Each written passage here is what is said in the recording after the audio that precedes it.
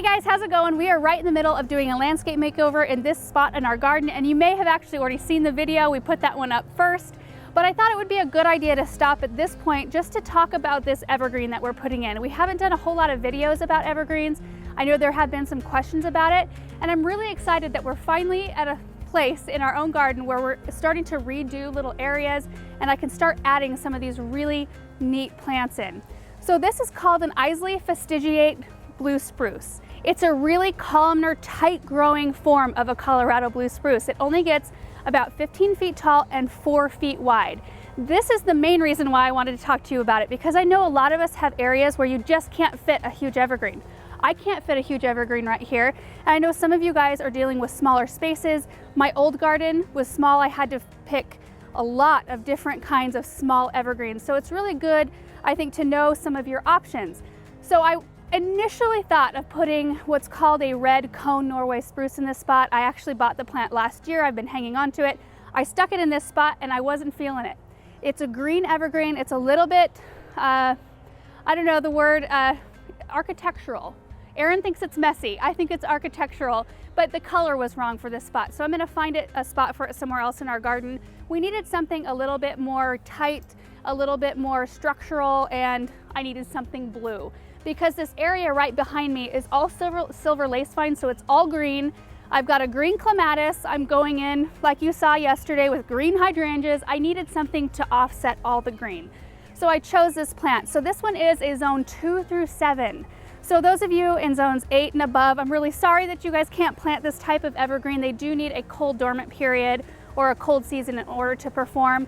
But for some of you guys who live in really cold climates where it gets super cold, this is a great choice for you. So like I said, size was a huge consideration for this area. I needed something that didn't get hugely wide, and that's super hard to find in an evergreen. So this one, when I plant it, I shouldn't have to be doing any pruning at all, because evergreens, especially if you're planting something like a straight up Colorado blue that gets huge, you can only control the growth of those for so long. Now, if I were to go in with that red cone Norway spruce, that one only got 9 feet wide, still quite a bit wider than this one, but you can control growth on those type of evergreens pretty easily. So the bright growth that you see at the end of this branch is what's called a candle, and that's the new growth that evergreens push in the spring. So to control the size of your evergreen, all you have to do is simply go in and cut or pop off those candles. So let's say you have 5 feet and you've chosen an evergreen that gets maybe 6 feet wide. Well, it'd be pretty easy to keep the growth of that evergreen in check. But if you choose an evergreen that wants to get 15 or 20 feet wide, eventually that's going to be a very unhappy plant. You really just want to pick a plant that stays as close to the size as you have for it in the garden. So now I'm going to dig a hole just about twice as wide as the size of pot that this evergreen's in. Got the hole all dug, and that was extremely challenging. There was a lot of roots in this spot, so we had to do some cutting. Eventually got it done. Aaron helped me out big time on this one. I wouldn't have been able to do this one by myself. So now I'm going to add in a starter fertilizer. I'm going to sprinkle it on the bottom and kind of around the sides of the hole. I'm using a Biotone starter. This is a Spoma brand. You want to make sure to use either a starter fertilizer or an organic slow release. That way it won't burn the roots, the newly developing roots.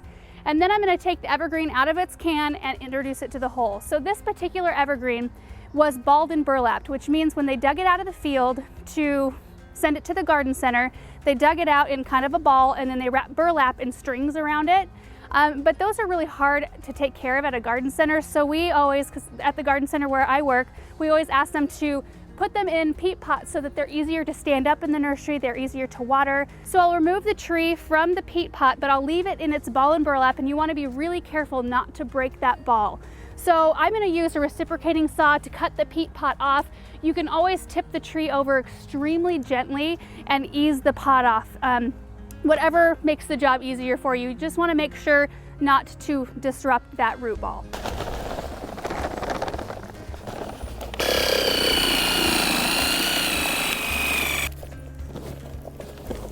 Oh, this one has beautiful roots.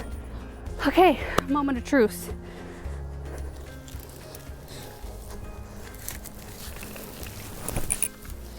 All right, so before I backfill with soil, I just wanted to show you the level that I put this root ball at. It's pretty much right at soil level, current soil level.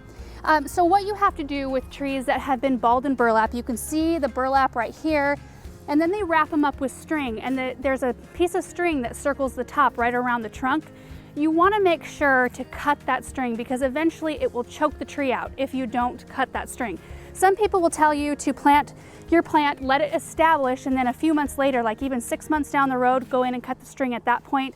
I always cut it at the time I plant because there's no way I will remember in 6 months to go cut that string. So what I'm going to do is backfill just with native soil.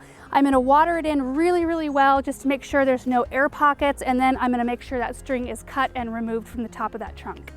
Got it all planted and watered in, and I think it's going to be the perfect evergreen for this space. I'm already loving it. And I made sure that where I placed it, I would have plenty of room to still come in and work on my beehive. If I need to get in here and do anything with my honeybees, I still can because it'll only come out about this far. As far as fertilizer goes, so today I used the starter fertilizer. For the following years in the spring, I'll go in with like holly tone or tree tone, and that's what I'll use to fertilize in this spring. And as far as watering goes, these plants are really adaptable to both dry and more moist conditions, but they do not like to sit in a pool of water. They drown. So you just want to make sure wherever you have them, it's fast draining, that they're not sitting in water ever. When it gets really hot and dry, you want to make sure that you're giving them a really deep soak at least once, maybe twice a week. Make sure that that soil is moist about 4 inches down. If you go out though and check on the tree and the soil still looks wet from the previous watering, don't give it water. Just use your best judgment. Make sure that the soil dries out just slightly between waterings, but you don't want to let your tree dry completely out.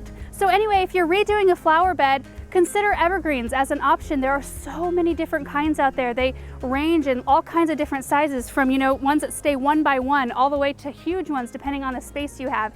And they really add something perfect. Like, they add something that I think is necessary in garden beds, because I don't want to look out my windows in the wintertime and see nothing but snow. I want to see beautiful evergreens. I want to see some structure out there still. I want to still be able to enjoy my flower beds. So thank you guys so much for watching this video, and we will see you in the next one. Bye.